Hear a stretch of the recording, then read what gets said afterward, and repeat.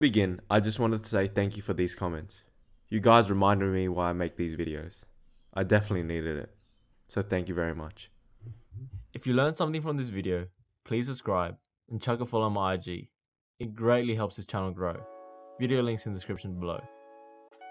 One-on-one defense. It happens at least once in every game.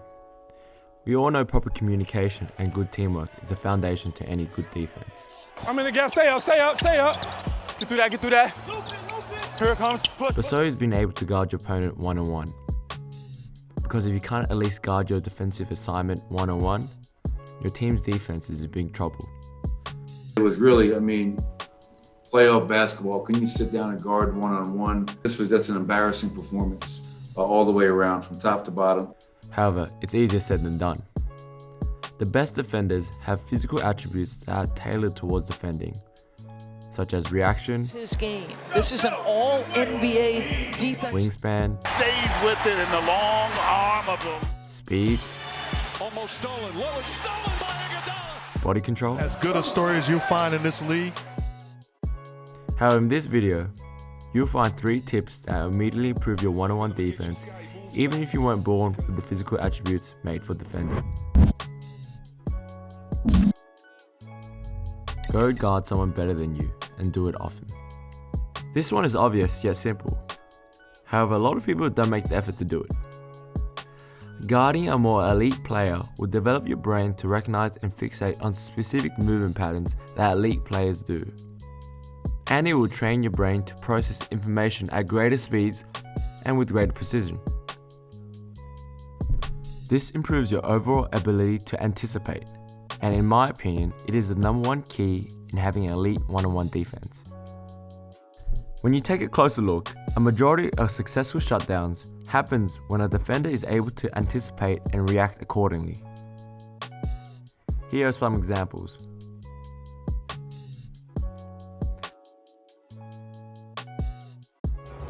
Where are we, bowler? SWAT play.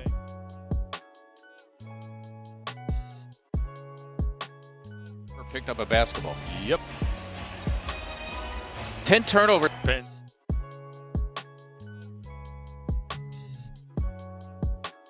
Simmons again getting in front of that hero pad. At a high level, rarely do we ever have the capacity to instantly mirror an opponent's movements.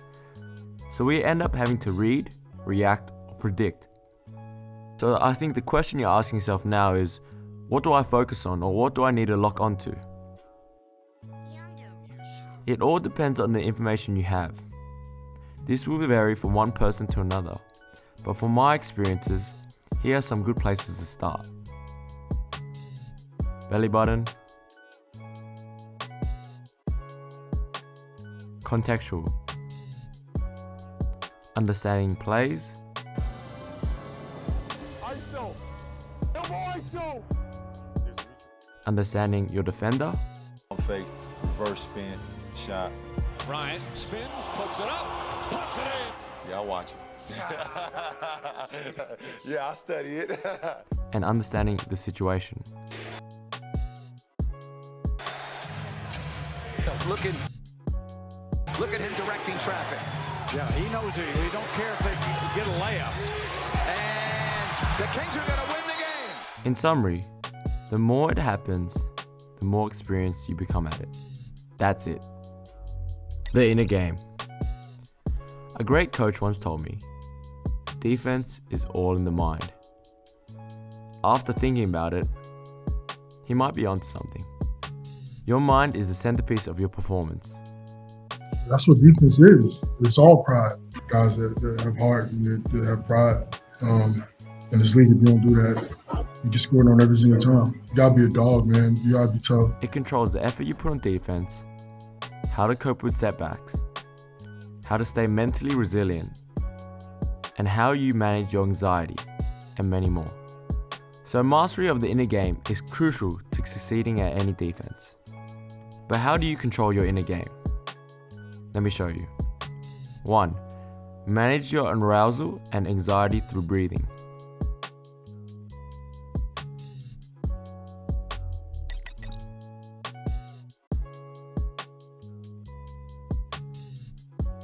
or anxiety are a skill that you need to practice and a skill that you need to build.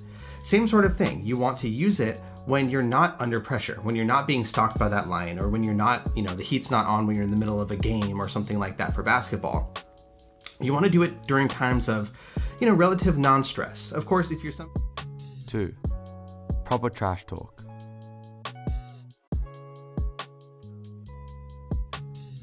You know everything. I mean, from Michael, one time I know he started counting backwards. He said something like 38, and I didn't get it, Reggie. You know what I mean? And he started saying 36. I said, wait a minute. So he going backwards. And now if he get to 0, he got 40. But it was me and Michael had a lot of talks. 3. Having a growth mindset.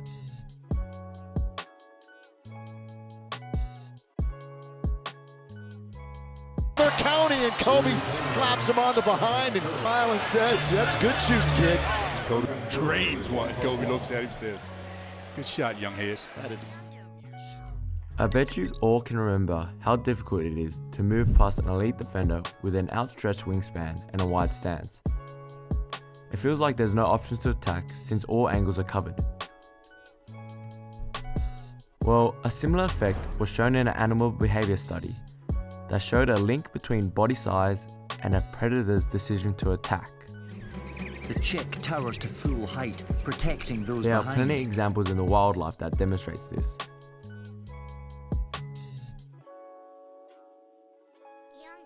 Translating onto the basketball court, displaying a larger and a more expansive pose, or as I like to call it, power posing, can subconsciously feel very threatening to the offensive attacker. Using power poses can display signs of confidence and may deter your opponent's decision to attack you one-on-one. Also, to add on to this is also a consideration as to why gaining muscle and size is important for basketball players from a visually intimidating standpoint and a confidence standpoint. ISO, yeah, I already told you what that is. All that means is get the hell out of the way. You've been tricking me in 5 years. I figured it out now, Cole. You better change your signal.